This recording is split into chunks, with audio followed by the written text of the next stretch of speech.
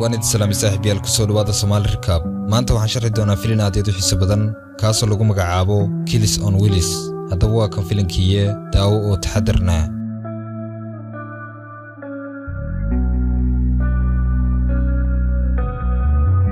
filimku wuxuu ku bilaabanayaa sheekada nin lagu magacaabo Ribasov wuxuu ahaa waqtigiisa hore nin gacan ku dhiigla oo laga cabsado waxa kale oo la tusayaa wiil kale oo dhalinyaro ah kaasoo lagu magacaabo Soli labadooduba waa dad naafa ah natiijada Ribasov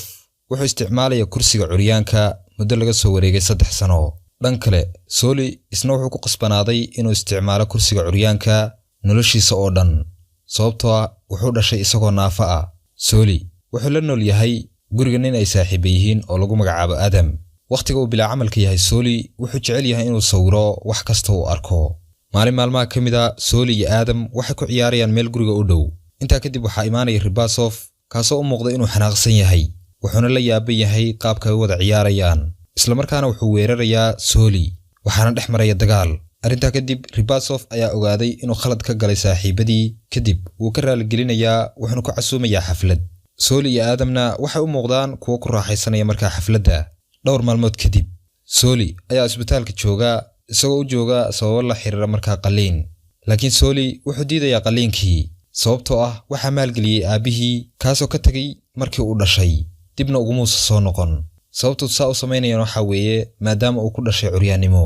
inta kadib kamaradu waxa u wareegaysaa Ribasov kaasoo shaqo ka helay mid ka mid ah madaxdiisa wuxuuna rabaa inuu mission fuliyo isla markaa kadib Ribasov ayaa wuxuu ku sugayaa meel baabuur ayaa u yimid oo agtiisa soo istaagay dhowr nin ayaa gaariga ka soo degay kadibna agtiisa yimid mid ka mid ah iyaga ayaa wuxuu ugu hanjabayaa mindi marka xaaladda lagu jiro wuxuu sameynayaa inuu ku dhufto mindidii laakiin ninka curyaanka ahaa maba moodid in mindidu ay wax ka tartay curyaankii ayaa markaas nimankii u sheegaya inuusan haba yaraatay lugtiisa waxba ka dareemaynin tan iyo markuu kursigan ku fadhiistay arrintaas ayaa ka careysiisay ninkii markaa mindida ku hayay wuxuuna sameynayaa inuu laado isagoo kursigiisa ku fadhiya kadib ninka curyaanka ahaa ayaa bac wuxuu kala soo baxayaa qori markaa uu watay kadibna uu ku wada tooganayaa dhammaan nimankii meesha taagnaa halkaas ayay dhammaantoodna ku dhimanayaan kadib markuu ku guuleystay inuu dilo isla markaaba goobta waxaa soo gaartay ambulance haweeney dhakhtarada oo lagu magacaabo Sito ayaa daaweynaysa lugti Ribasov ay nimanku ku dhufteen Ribasov ayaa wuxuu jeclaanayaa dhakhtaradii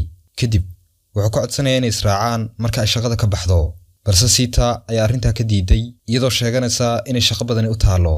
Ribasovna arrintaas aad ayuu markaa uga xumaaday wuxuuna ogaaday inay nin kale la socoto kadib wuxuu isku dayaa inuu isdilo oo naftaba isdhaafiyo waxaan iska soo tuurayaa jaranjarada buundada aan su'aal ku weydiiyay daawade ka waran haddii xaaladda ninkan uu ku sugan yahay ku sugnaan lahayd wheelchairna aad ku fadhidid qof dartii ma isaga soo tuuri lahayd jaranjaradan bal commentiga noogu reeb ninkii markuu buundada iska soo tuuray ma suurtagelin inuu dhinto wuuna badbaadayaa gurigiisa ayuuna ku soo noqday wuxuuna sii wataa noloshiisa goobtu mar labaad waxayna tusaysaa Ribasov oo lacag ka helay markaa madaxiisa calaashaan ninkii markaa missionka u diray oo lacag markaa siinaya Ribasov sidoo kale waxa caawiya Soli iyo Adam wayna garab taagan yihiin badanaa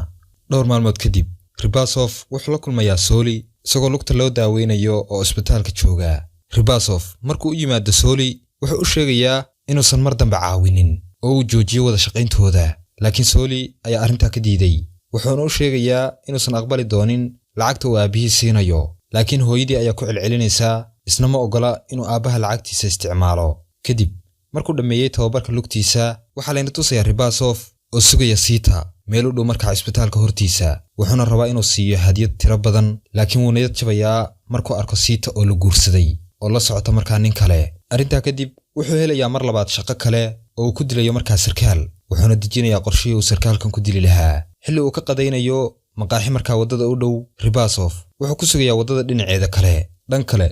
Soli iyo Adam ayaa ku garab siinaya missionkan waxayna ilaalinayaan ama la socdaan wadada xaaladeeda si ay ugu fududaato hawshan uu wato aysan u dareemin dadkan tirada badan ee wadada maraya ninkii oo raba markaas inuu wadada ka gudbo si lama filaana waxa tooganay Ribasov isla markiibana dhulku ku dhacay waxaana ka socda dhiig ilaaladuna waxay ku mashquulsan yihiin qofka toogtay ninkan balse cidina kama shakinayso saddexda nin ee wheelchairka ku fadhida saddexdoodii ayaa isla markiiba ka baxsanaya goobtii inta kadib Ribasov wuxuu la kulmayaa Sita waxayna siinaysaa kaarka martiqaadka arooskeeda war indha adaka ninkii Ribasov ahaana madaxa ayaa taagan wuuna qaadan la yahay in qofkii uu jeclaa uu saan u gelayo kadib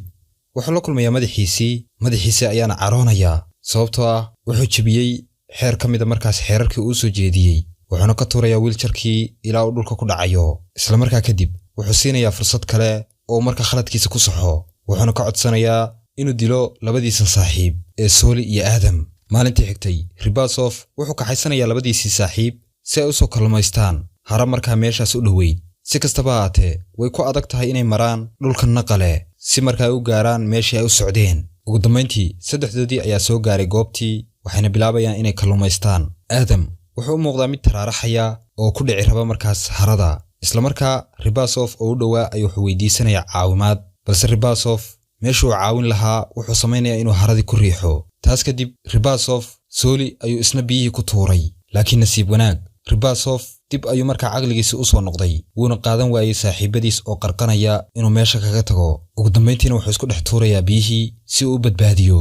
kadib markay dhammaantood soo baxeen Ribasov wuxuu labadoodii u sheegayaa inuu kaliya ku ciyaarayay oo baraankii ku sameynayay sida muuqatana mishinkii loo soo diray ma uusan fulin kadib markay ka soo laabtaan harada Ribasov wuxuu ku martiqaadayaa asxaabtiisa gurigiisa oo ay xaflad markaa meesha ku dhiganayaan kadib asxaabtiisa ayuu u sheegayaa inuu jecel yahay Sita si la midana wuxuu la wadaagayaa inay qof kale la socoto balse saaxiibadii waxay rajeynayaan in uu dib u helo Sita maalinta xigta saddex ka mid ah saaxiibada Ribasov ayaa inta isagii qabtaan waxay ku tiirinayaan baabuur iyagoo tilmaamaya inuu istaagi karo uusan u baahanayna inuu isticmaalo wiiljarka Ribasov wuxuu ku sugayaa cisbitaalka Sita balse markuu saacado badan sugo waxaa loo sheegayaa inay fasax ku maqan tahay oo aysan maanta imaanayn cisbitaalka qorshahoodiina wuu fashilmay dhowr maalmood kadib Ribasov wuxuu helayaa howlgal kale oo u diray markaa madaxiisu wuxuuna rabaa markan inuu soo dilo nin markaa ka ganacsada daroogada madaxiisa ayaa u sheegayaa inuu siin doono